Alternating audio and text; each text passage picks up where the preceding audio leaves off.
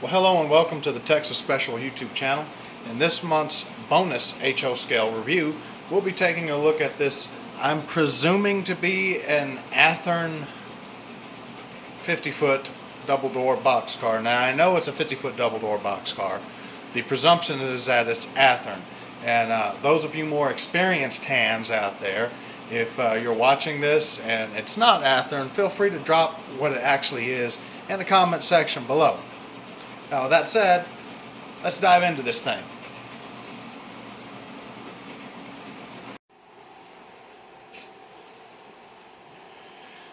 Now, this is an older car from the, I want to say late 80s, early 90s, maybe mid 90s. But this is for sure, regardless, an older car. That being said, that doesn't mean it's necessarily a bad thing. It is still a scale car. It is a little on the dated side for the 1985 to 1995 time period I've set for the Stars Hollow Railroad, but that's okay. I know that these cars were still in service in the late 80s up to the early 90s before they were retired, cycled out of service.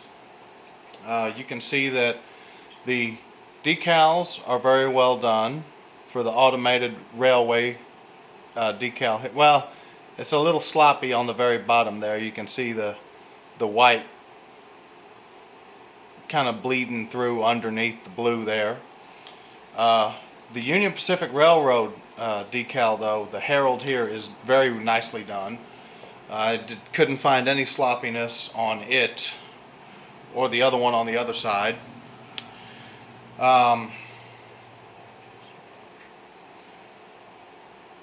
You have these cast on excuse me, grab irons here, cast on slightly oversized stirrup steps on each corner of the car.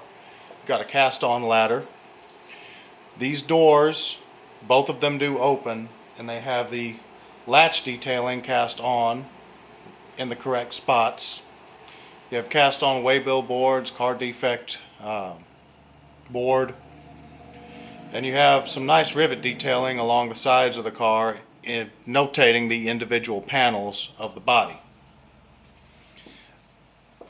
The load and capacity information is legible. This car data here, denoting the build date, last inspection date, last certification date, things of such of that nature, is mostly legible, but it's kind of fuzzy. Not sure what the deal is there, but you know, that probably could have been done a little bit better when the car was made.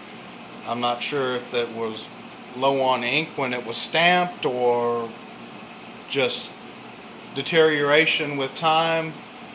Either way, this could, as it sits right now, this could have been a little bit better, but that's the only, that and the little bit of sloppiness here are the only defects I can see with respect to detailing and appearance on this car.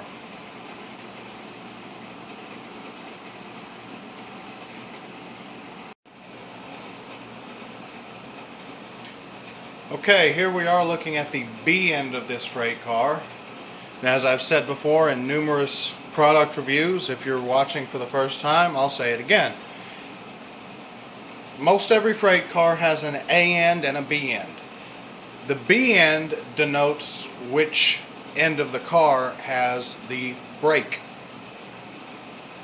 So you have, in some cars, multi-platform cars, you know, your articulated auto racks, your articulated intermodal cars will also have a C through E end of the car, depending on how many platforms are combined to make one car. Now, B end of this box car, you can see a separately applied handbrake wheel here.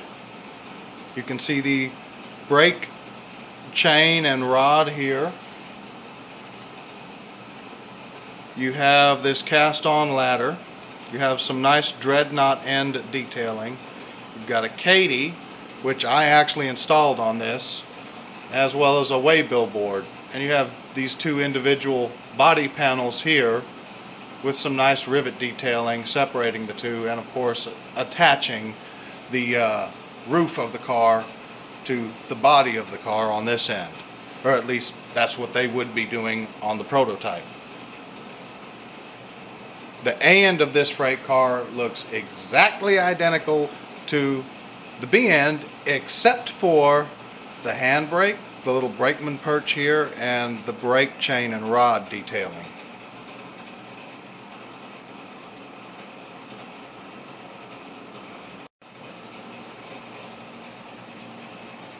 So here we are looking at the top of the freight car, and this is kind of what gives away the age of the car with respect to what era it's meant to be representing.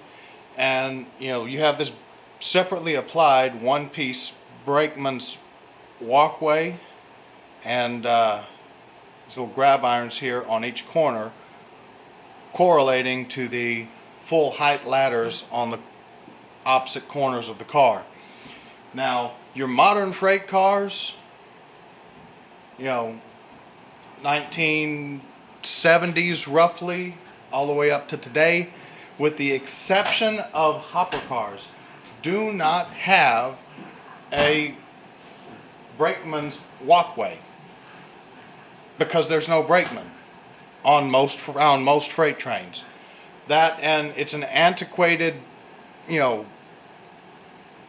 thing on a freight car, because this is a holdover from the era when you had brakemen up on top of the cars, applying the handbrakes, yada yada.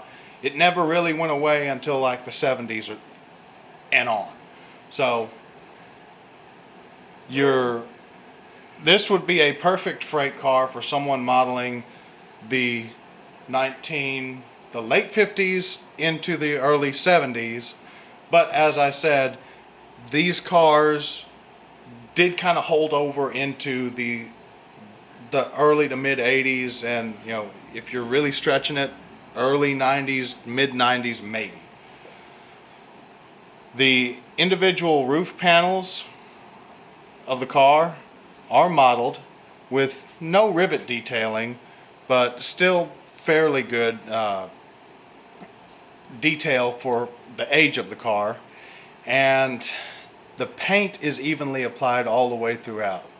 Now, as I said before, this is a one piece, this is a solid piece right here. It's separately applied, but it is a solid piece, and it's a little thick, a little oversized as far as the thickness is concerned. But again, older model, you're not going to get modern scale trains quality out of a 1980s through mid 90s, Athearn freight car.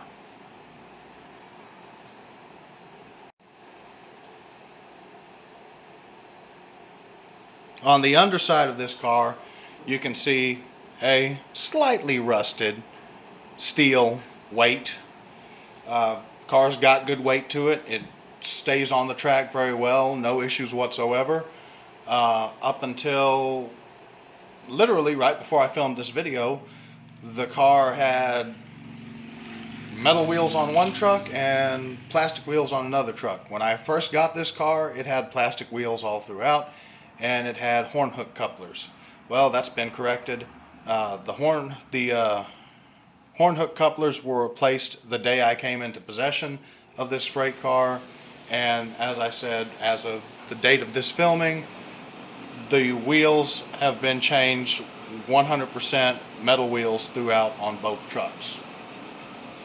You can see underframe detailing or frame detailing, the lateral supports for the floor and the actual center sill here.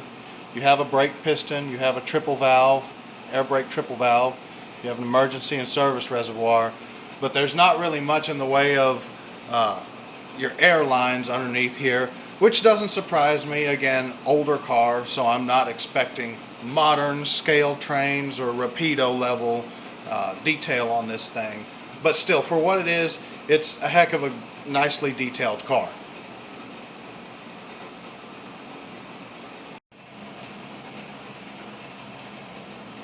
Okay, so I meant to show you this before my dadgum light died on me, but adapt and overcome, as my drill sergeant once said. So you can see here this truck, the trucks on this freight car are the same on the A and the B end. What you're looking at is a friction bearing truck, prototypically correct 2 springs, and of course you have the journal bearings with the lids that cover them up to protect them from getting, you know, dirt and grit and sand and anything else in there.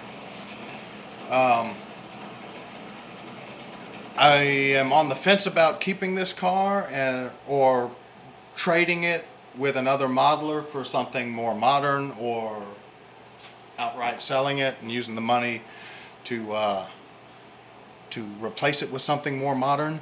But you know, this car should have rotating bearings, roller bearing trucks, but I'm on the fence about keeping it. I have some roller bearing type trucks laying around that I probably will end up swapping to this car at some point. But that and the sloppiness of the automated railway cushioned load decal and some of the car data decaling is really the only flaws that I can see on this car. Again, underframe detailing is a little minimalistic. The one piece separately applied brakeman's walkway is a little thick, but you know, those are things that are attributed to more to the age of the car and the era from which it is from, more so than the car itself, because I mean, there was only so much they could do with something so small as an HO scale model train at the time that this was made. So those type of things I'm not really going to hold against them. The decaling, I can definitely talk mad crap about that, because they got the UP Herald right, they got the reporting marks and the road number right, the load and weight capacity right, but the other stuff they just fell way short on. You know, the automated railway load, which you can see right there above the truck, that white bleeding through the blue, and the load, or not the load, but the car data detailing underneath the UP Herald, those are the only 2 things, and the trucks, incorrect trucks. Other than that, this is a great car, and like I said, it rolls. It's a very free rolling car. It's provided trouble-free operation, and it's been I used this car for the loading dock of Interstate Fuel and Oils for the purposes of 55-gallon drums. Thank y'all for watching. I hope you found it entertaining and informative as usual. I'm not going to do a separate run video for this one, because this car has been featured several times in fun runs and prototypical operating sessions. So I genuinely don't think there's a need for this car to run around the railroad when there's several hours of footage of it already doing so. Appreciate the views, appreciate the support y'all give the channel. Texas Special out.